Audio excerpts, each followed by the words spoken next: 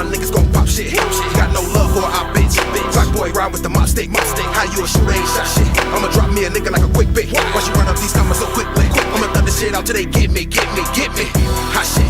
All of my niggas gon' pop shit. Got no love for our bitch. Black boy ride with the mob stick. How you a shooter ain't shot shit? I'ma drop me a nigga like a quick bit. Why you run up these numbers so quickly?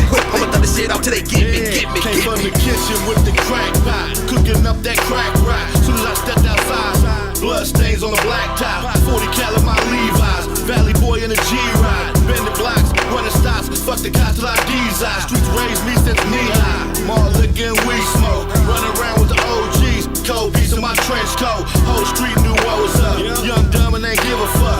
Fresh out, it's already tucked, pockets full of stones already cut. I was thugged out, niggas want what they get drug out. Kicking the door, let the slugs out. Blood on the floor, just dug out, then I buzz out. That murder shit, whole scene like a murder flick. White chalk, yellow tape, only evidence on my dirty kicks. The no print, no evidence, no one heard shit. That sickness, that Macy, that from the cradle to the grave shit. Rob a nigga broad day shit, snatch off a nigga chain shit. Smash on sideways shit, mask on like Jason.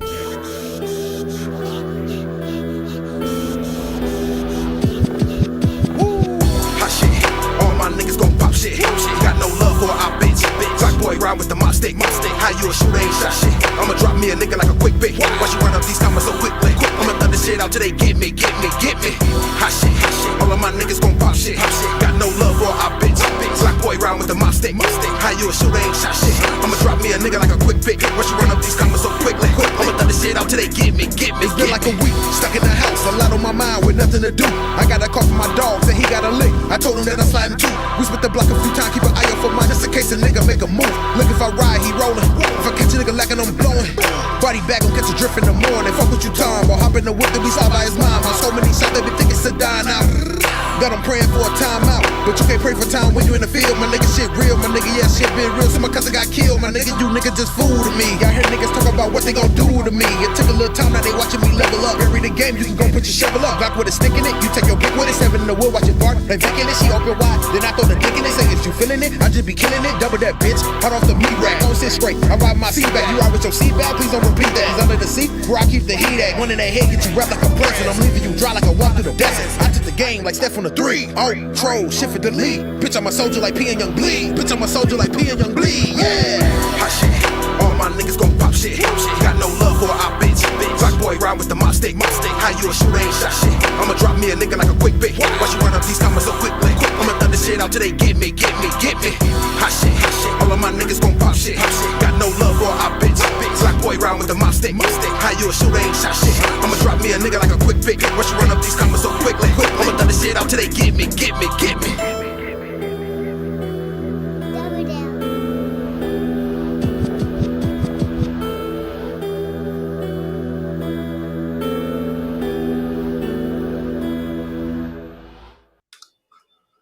Hey, I'm your boy Jason Dubs with Hot Shit Interviews, man. And tonight we have my friend, my partner, head engineer from Double Dare Entertainment, Dylan Dark Matter Degross. What's up, man?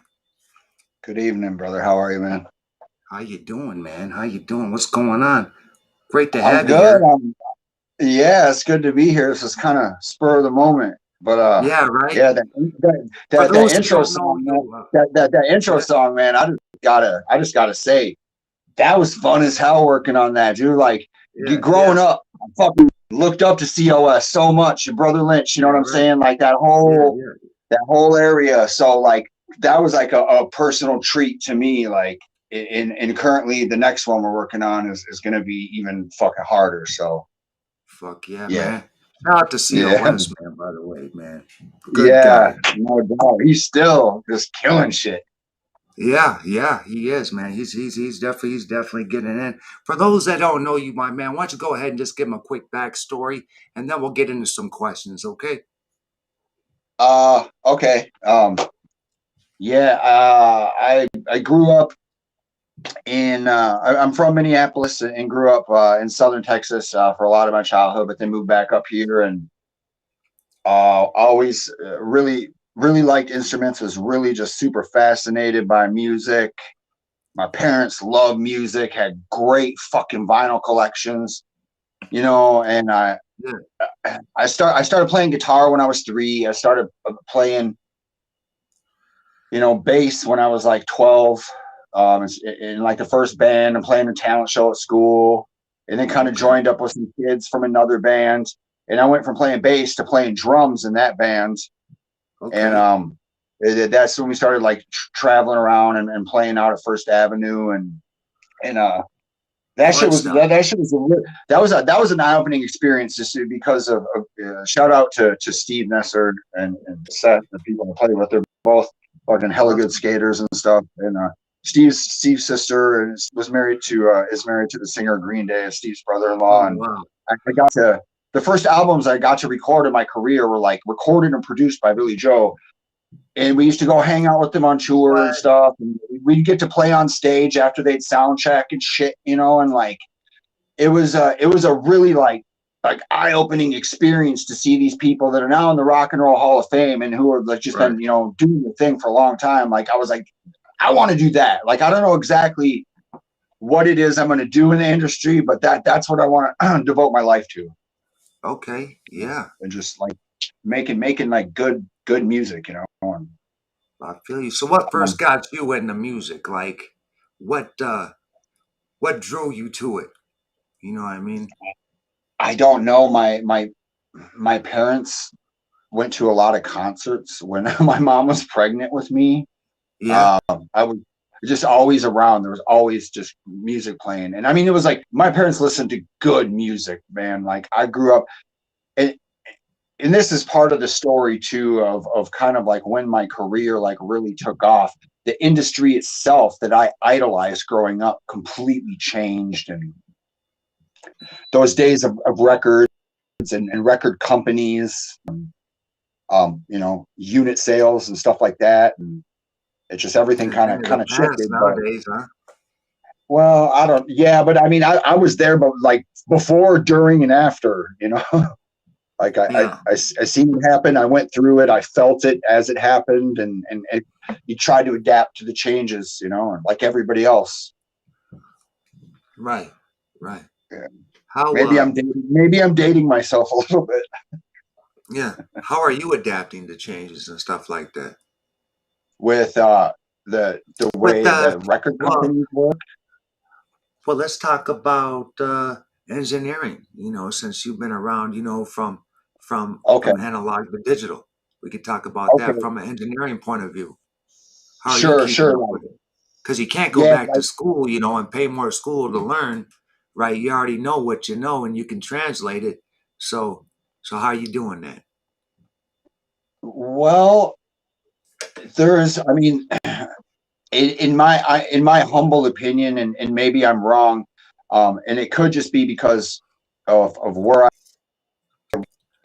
teeth, you know, was videos, and I did a lot of work on 24-track Studers and linking up to 24 tracks with time code and shit, and working with, you know, analog gear, you know, old school vacuum tube preamps, Avalon shit, you know, API stuff, you know, SSL. So I'm like super partial to a sonic texture of analog sound, and especially with drums. But it's a give and take, and now there's like so much good modeling and stuff like that I think that the affordability of the studio and the ability to make, you know, a very nice sonic product at the end of the day, you can do for substantially cheaper than you could back in the day. Yeah. Oh yeah, for sure. Which is nice, you know, but I mean, there's still, at the end of the day, you know, gear does make a difference. Oh yeah.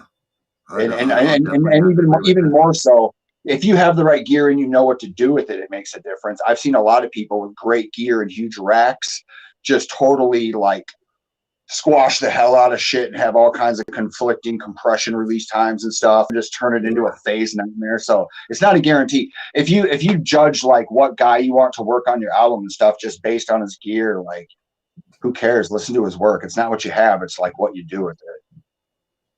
But I think analog gear like does help. I don't know. I just think dropping drums to tape is as good as it gets. Right. Who what engineers in the game influenced you? Oh man. Okay. Well, that's the thing. Like, I could name people's names, but it's nobody you're gonna know. You know, like a lot of the guys, like when okay, when people would come in for like a tracking session, you know, there'd be like a food budget of X amount of dollars. There'd be a barber with them, a posse 30 deep and shit. You know what I'm saying? And then Yeah, fucking the yeah, lobby, yeah. you know. But a mix session is totally different. It's like My dude man said shows a up at barber. 11 at night, you know, and it's just one guy that you don't even know. Like there's a guy, his name was Doug. I don't know if his last name was Wilson or not, but Doug something. And he used to mix a lot of Hove stuff. And all the Okay. sessions that I was in with him, watching him work, you know, was like, that's where I learned a lot of shit. And there's, I worked with Ron Feemster. He had the studio locked out for a couple weeks. Watching that dude work was unbelievable. Just an Yeah. amazing producer. Yeah. But I mean, I got to work with a lot of engineers that you wouldn't necessarily know their name, but these guys were amazing. You know, they're doing like the engineering I worked with when we worked on Breathe, by Fabulous Breathe. Like that guy is sick as hell. And working with a lot of those guys out there, like there's some that even if you waited for the right moment and asked the right question, they're not going to tell you. They're going to be like, yo, fuck you, dude. But there's some that are really cool, and if you don't, you know, they're trying to work, bro, and they're really into their shit, you know, like they don't need you sitting there bothering them. But if you wait for the right ideal moment when they're taking a break and just say, hey, you know, when you were EQing the low end on that bass line and you brought it up around 4K, like pay attention to what they're doing and take notes and then ask questions. Like that's like my suggestion. I mean, not even my suggestion. It's just engineering. To me, it's like, you can learn a lot of shit. You can go to school and all that stuff. And I did great in school, graduated like top of my class. And I'd been working in this area for a long time. And I got out to quality. School that really quick? Full Sail. Okay. But it's like that you get out into a studio and then all of a sudden you're in a situation where you got like Damon Dash over your shoulder, like breathing on you because he wants his fucking edit done. He's got to go to the radio station and play this, you know, and he's like, there's just, you got to put in your 10,000 pressure. You got to put in your 10,000 hours, man. Yeah. Yeah. Well, that's what they say to master anything, right? That you got to have 10,000 hours. I don't know. I could have 1,000,000 hours and I would never have this shit mastered. Well, that's what they say. No, I know. Yeah. I was just saying, you know. Yeah. You know, I know. That's what's so. I have a lot of time. I have a lot of time at the computer, and I would never say my glass is full. You know what I mean? That's what's so great about music is that it's you know, never ending, and it can always do better. How did you see hip hop at a younger age as you were growing up? Well, so I moved back to Minnesota in like 87, I think. And I remember when I moved back right around then, I think it was like the first time I really started to like kind of hear a little something. But it wasn't until probably like 90, 91 maybe, and like NWA, Straight Outta Compton, and like Ghetto Boy shit. Yeah, I don't know. That was kind of my first exposure to it. What was the first hip hop album you bought? The first hip hop album I bought was a Ghetto Boys album. I can't remember which one. Okay. Right on, man.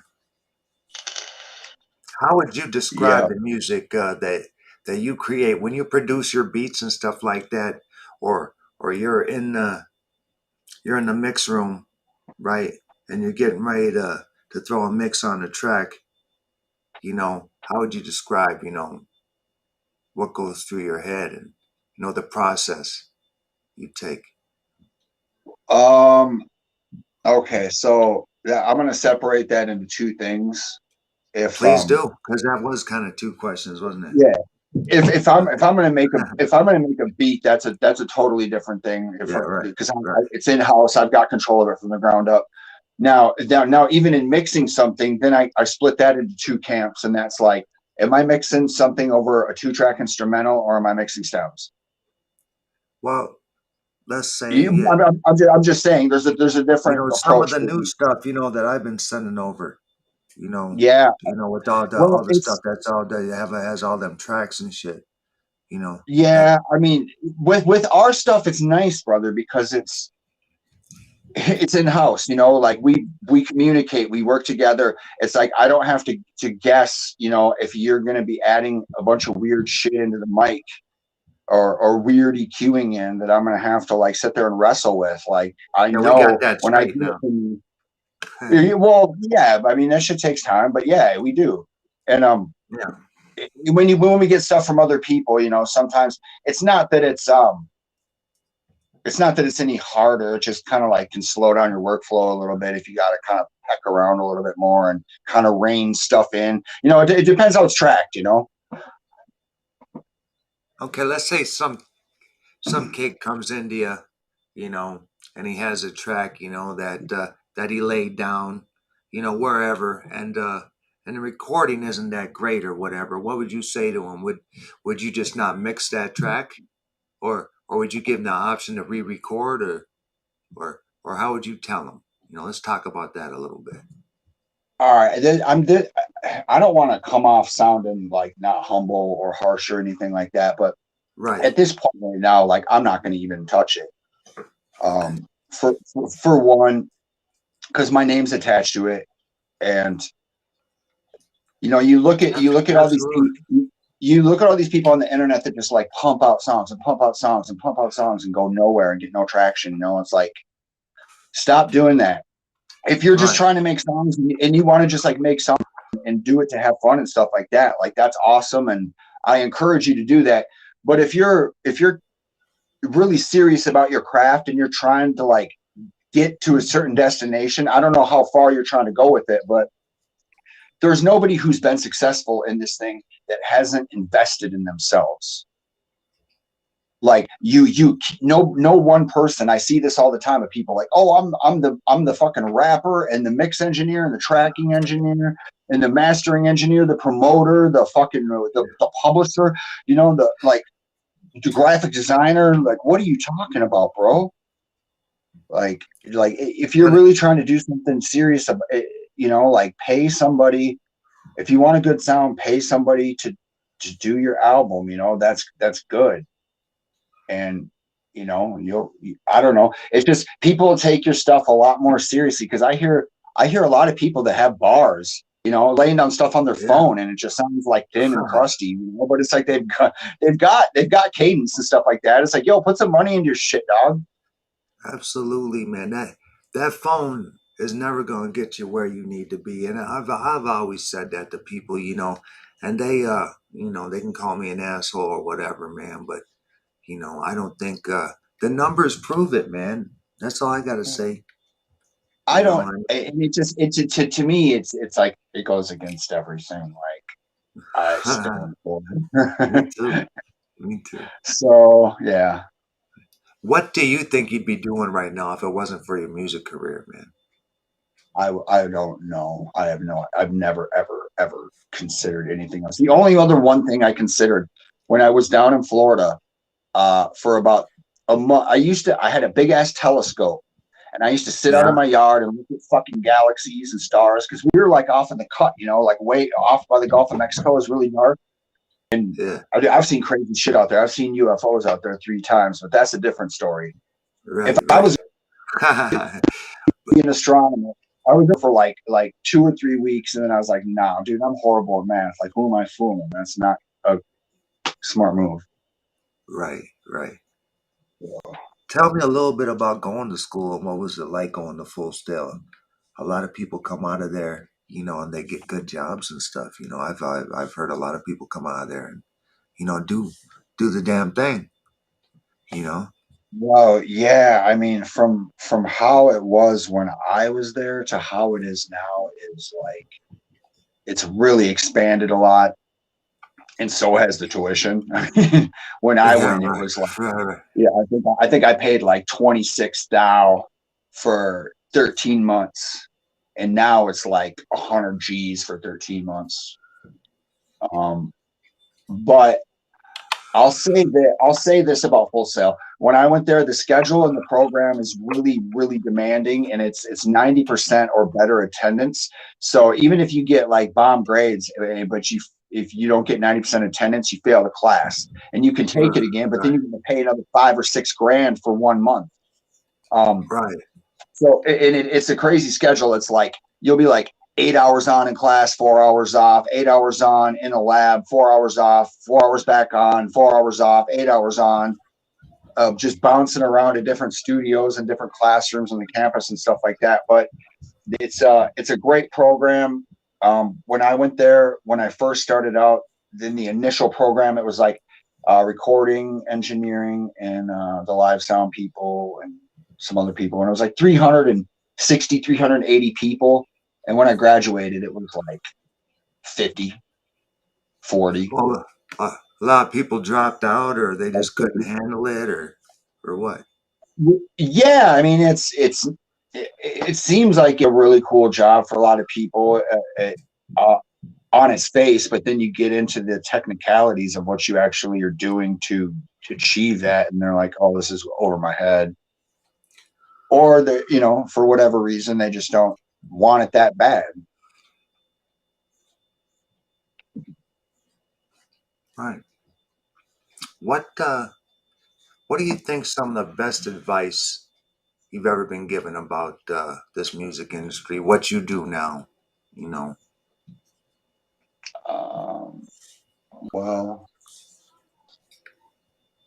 there's a few things. I think some of the best advice I've got as far as trying to do what we're doing right now and run an independent label and shit like that. Um, at the Joe Stick show, at the Stick show, and he was like talking Yeah. about the team, like it Yeah. really does take a fucking team to pull this shit off. Um, and I didn't, Absolutely. I thought I realized, but I didn't realize at all like the depths of it. It's like just directors, editors, publishers, and it's just you need a What was that squad. turning point for you, where you kind of realize, and then you're like, "Oh yeah, okay." Where was that turning point? Where I What realized happened? Did something happen? Yeah. Yeah. where I really wanted to go for this. Yeah. Yeah. Um, well, I mean, for me, like, I think the biggest turning point was leaving Quad. Yeah. Because yeah, like I could have, as it was, that was like 2001, 2002. Kind of Napster had been around for a minute. Record sales were declining. Studio Yeah. bookings were going down. The rates were dropping. The rise of home studios were coming up. So it Yeah. was like the clientele at Quad was like basically like Rockefeller and Def Jam, their squad and the producers and stuff like that would keep that place going pretty well. But it was like after a while, like I just been working on other people's music for so long and I was doing my own stuff on the side that I was like, look, Minneapolis has got a great music scene. It's known for its music scene, man, and there's plenty of talent there. It's kind of my home base. New York is fucking crazy expensive. The money I'm spending to live in some shithole apartment, I could go back home and build a studio very quickly and start a production company. Yeah. And so that's what I did. I came home and just tried to like cultivate talent within the local scene and got to work with some amazing people from Minneapolis, man. People holding it down for a long time. Sweet. Who are some of the favorite artists that you work with, do you think? That I've ever worked with. Yeah.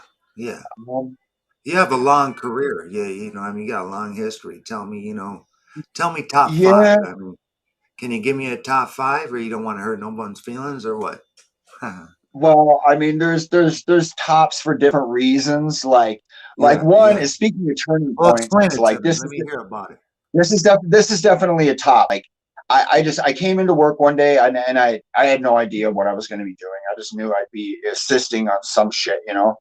And everybody else is busy, and this is like right when Kanye first like got to New York, you know, and he'd maybe had like one or two beats you'd heard of, you know, on some Rockefeller shit, you know, when they first brought him to New York. And they're like, hey, does anybody want to work with Kanye West? And we're like laughing, like his name's Kanye, but I was like, yeah, fuck it, I'll do it, you know. Yeah. And the engineer never showed up, so it was me and him, and he was like, I had to set all the shit up anyways. Like that's what I do. And the engineers just show up and do work once I do hook everything up. So he's like, you know how to run this shit? I'm like, yeah, what do you want to do? You know, like, and he's like, well, I'm trying to lay down this beat and this and that. I'm like, well, let's go. And I'm handled the session. He loved it. He told my manager or the manager of quality, he's like, yo, you did a good job. And like right after that, I got put on a staff position. And Yeah. that was like total turning point. Yeah. I'm interviewing. Okay, hey, I'm sorry about that, bro. Just keep right on going. Oh no worries. That was definitely a high point for me, not because you know it was Kanye, like he wasn't even you know Kanye then. He was like a really nice dude though, just like a humble ass dude in like some jeans and a jean jacket. Yeah. Jeez, what do you think Actually, happened there? I don't know, man. Some fucking Illuminati level lotion or something. I don't know. Yeah, I don't know, bro. That's crazy, huh? How people I don't change know, like man. There's a lot of people walking around out there that I suspect of being clones, bro. that. For real? Yeah. Like no bullshit. Yeah. Oh, fuck yeah, bro. I'm Fuck, telling tell you, me a man. little Like, bit about that, okay, Dylan. Tell me a little bit about okay, that. okay. First of all, I'm gonna give a plug to myself before I give a plug to somebody else. Okay. Please subscribe to my YouTube, Dark Matter Production. It's just my page. I just started. 2001 to 2021 playlist. Everything double there. Drop the Everything I've link. done in the past. Drop the link in Facebook, and I'll put it up so people can see Okay. it. Yep, I'll do that. All right. So yeah, I want to plug The Real Stranger Than Fiction on YouTube or BitChute. Yeah. Okay. That's what's up. I don't know. He makes some great videos about some creepy stuff, man. Like you see DMX talk about it, dude. You see like Nipsey Hussle talked about it. Like there's some creepy stuff going on in Hollywood, man. Yeah. I'm Absolutely. I'm glad I'm over there, dude. Yeah. If you could change anything about the industry nowadays, what would it be? Wow, that's for me that's easy. Like, I'm sorry. Like to me, the fact that Apple Music is the biggest record company in the world is like fucking travesty to me. You know, I grew up listening to like fucking Black Sabbath and Led Zeppelin. You know what I'm saying? Yeah. And like just like records where you would listen to and be like, damn. You know, oh man, oh, this is another one on Atlantic. You know, these motherfuckers got good music. You know, or like RCA. You know, like when you know they signed, was it RCA that signed the Roots back in the day? Yeah. Yeah, man, you know what I'm saying? Like labels used to like stand for something. You know, there was like really cool labels, kind of renegade labels, and what. Now it's all just like, like your boy said the other day, it's all just like data mining for money. Okay. I mean, I just to me, like I don't know. There's just I don't like the way I don't like the way the publishing situation is right now. But that's not to say that there are very different tiers of publishing. Yeah. And like not everything is the same. You know what I'm saying? It's like you publishing your own stuff is not the same as you having a publishing deal with Universal. Right. Right. Yeah. Well, of But course, you know the because interesting thing. they still have the big, you know, They got the money to do it. They still have the Well, contacts. And stuff. I didn't even think about this until the other day, man. When I heard Smart Alex talking about it, man, with the servers and shit, bro. Yeah. Like they're just running. Like these people are just running mad servers with their playlist, pumping all the shit up artificially. That's my biggest problem. Like the shit that's even think what you want about 6ix9ine, but what he said was fucking true, and it's a nightmare. Yeah. That's why I don't even care about that shit, man. Like He told I'm just on happy. I'm just happy. I'm at a point in my life where like I put food on the table. I am comfortable, and I get to work on cool motherfucking music. And but he proved it though too with all them credit cards. Remember, he was up there with all them credit oh cards. yeah, no, He's yeah, like, I'm going to show you. I'm going to yeah, show you. And what happened? He did. He hit #1, didn't he? yeah, He sure the yeah, fuck did yeah. for a little So bit. You know so what I mean? how come you get in trouble and you get your publishing fucked with when they even suspect that you might have like had some bot sales? And that's But true, these dude. major Yeah.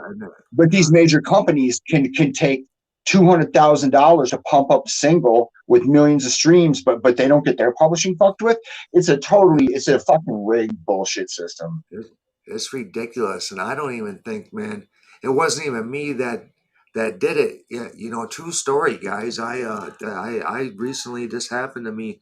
I was publishing another artist's stuff, and he had paid for some views, and they threatened to shut me down. They said, "Look, Yeah. man, I mean, what are you paying for streams? In so many words, you fucking dummy. You know what I mean? Yeah, And their it's computer crazy. algorithms are so smart, dude. You can't Yeah, fool them. So it's like choosing who they're like scolding, yeah, yeah. So that's Absolutely.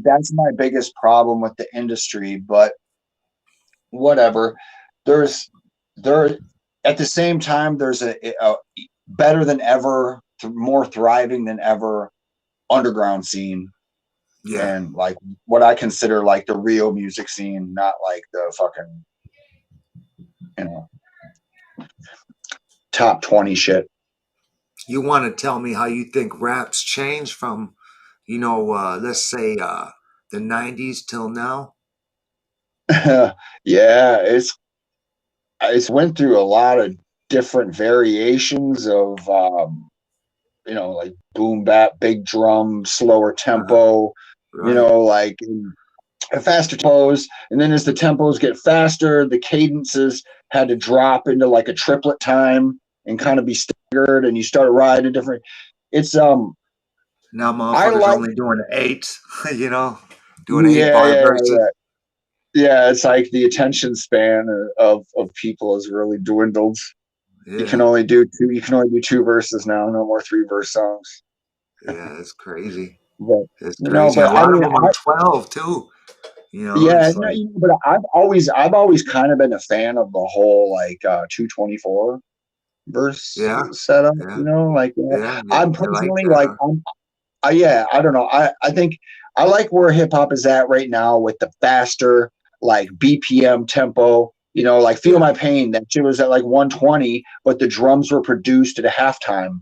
You know what I'm yeah, saying? Like a halftime drill yeah, kind of cadence. Like so, yeah, yeah, you can do some really cool stuff with the faster tempos and get the club yeah. rocking. More like that's why like I like that shit. Like my background when I lived in Florida, I used to DJ at raves and shit and produce techno. And even when I was in Full Sail, I wasn't working on hip hop. I was actually working on techno the whole time. Really? Yeah, when I fell into working in hip hop, to be honest, I intended to work on metal and rock. Yeah, that was my next question. How'd you get involved in hip hop then? I don't know. Like I went to New York. Like I went back to Minnesota after school, and I talked to a friend who was working with Mariah Carey that night at Quad, and was Oh telling wow. me Oh what a cool. cool studio it was, and he said she was a Yeah. nightmare, but the studio was great. And he's like, man, he's like, you're good, man. You should come out here. I can get you an internship. So I went out there, and at the beginning, I was taking all the rock projects that would come in because everybody was there for hip hop. All the people, the engineers, and Right. there was a lot of Can you back up a yeah, there little was bit a for me? lot of people. Oh my bad. There was a lot of people there There you go. who were interning for like a year or two, Yeah, 3 years, like paying crazy money to live in New York, and like not getting paid any money at all, man. I interned for 4 days. Really? Yeah, I got a staff position. I was like, what are these Dude, that's people crazy. doing here? Fucking That's 3 years. crazy, man. Yeah, like, How'd you because feel? before I even started working there, like the week before I got into town, and I would go with Stuart, and every night we would go there and be like, hey, is there any open studios? Like, yeah, Okay. Studio D's open, man. The penthouse is open. And this guy that we knew there was like, he'd let us use the 24 track tapes of his band to practice on. So we just take him into whatever studio we could and just practice and learn the gear.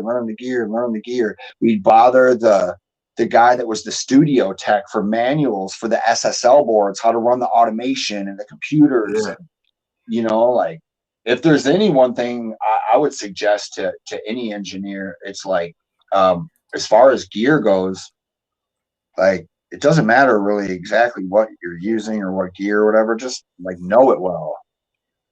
Oh yeah. Know all the options you can with it and shit. And it's like you don't need to have like every single plugin. Like you just know the ones that you have. Get some good ones. Yeah. Sweet, man.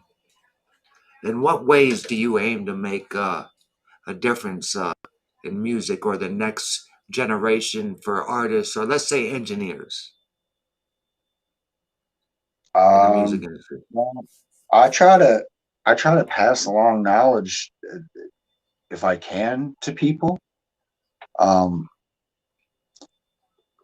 but they're at the same time, like I also like do hold my cards like pretty close to my vest. But there's people like like it's been super cool for me to watch how far you've come since you Oh, started, and like you're one of the few people that I could talk to about the actual shit, and you didn't think I was speaking Chinese, and you just roll with me and like, oh yeah, I get it. So man, it's that's been the best thing is just like watching how easy you're getting with the beats and shit, and I how your appreciate that. engineering is falling into place. I appreciate that, man. Thank you a lot. That means a lot, man. No, That it's means I a don't lot want to to me. turn this into a hug fest, but you're killing the beats, man. Keep it up. That's what's up. So, so what's in the future for Dark Matter, man? What's gonna happen? What's going on? Well, I would say my future is basically intertwined with Double Dare. So wherever we can take this thing, it's Yeah, we got a lot of people working hard. I do want to give a big shout out to Tara. We appreciate you. We love you. All the hard work you put absolutely, in. absolutely. Um, Phoenix, Scholar Mac, Stash Stacks, Luck Looch, all you guys, man. Like this Saturday in the Twin Cities, please come out to the Afterlife Tattoo and Music Festival. Well, that's Free gonna be a show. blast. Yeah, yes, let's talk about that Yeah, a little bit, man. Before we go yeah, here, yeah, yeah. you want to let them in on the secret, or I guess not a secret, but let's let them in on it for those that are able to make it over there to New Let Richmond, them know. Wisconsin. Shout out to Afterlife, Jimmy Don, Sick Fucks, man. There's a flyer. I'll go ahead and I'll link it, man. Come out and see us, man. We'll be out there, man. We'll be having merch, man. Uh, Phoenix is gonna be performing. Scholar Matt's gonna be there. I believe Eris is gonna be there. Yeah, It's she's gonna gonna be a be there. great time. Yeah, that's gonna be a great time, man. I can't wait to do that. But is there anything else you want to tell them before we get up out of here, man? Um, well, I guess there is one other thing I should probably do, and that's I really need to give a big shout out to my better half, Amy.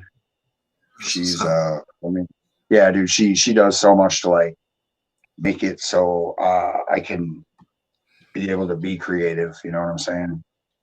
And just she's just hella supportive, and yeah, yeah. So Without her, I don't know if I'd be able to do this shit. right, right. So really quick, man. If people want to get a mix from you or something like that, how would they get a hold of you? Well, they could hit me up at DYLANDEGROSS420 at Gmail. All right. Or DDSubs44 at Gmail. Yeah, I know that one. I'll definitely I'll put that one in the comments since I know it. Yeah, I tried to put that link in for my YouTube page, but whatever. I'm not too worried about it. Yeah. And yeah, man. Oh, what up, so, EJ? EJ in the motherfucking building, man. EJ, Yeah. we got the valedictorian in the house too, man. We appreciate you. What's up, Corey? Hey, congratulations on your new album, man. That's dope. Yeah. I believe that one's called With Honors, man. And yeah, man. I'm always looking. I'm always looking to interview. You know, so if anybody would like an interview, especially you guys I've been fucking with for a long time, man, hit me up. Let's do it. You know what I mean? But until next time, I'm your boy Jason Dubs from Double Dare Entertainment. This is Hot Shit Interviews, man, and I have my boy, my friend, my partner here, Dylan Dark Matter Degross, and. Until next time, man, make sure you go check out Gas or Trash every Friday at 9 p.m. Because if you're making it, I'm playing it. Holler at your boy. Thanks, Dylan, man. It was an honor. Yeah, brother. Word. All right. Bye-bye.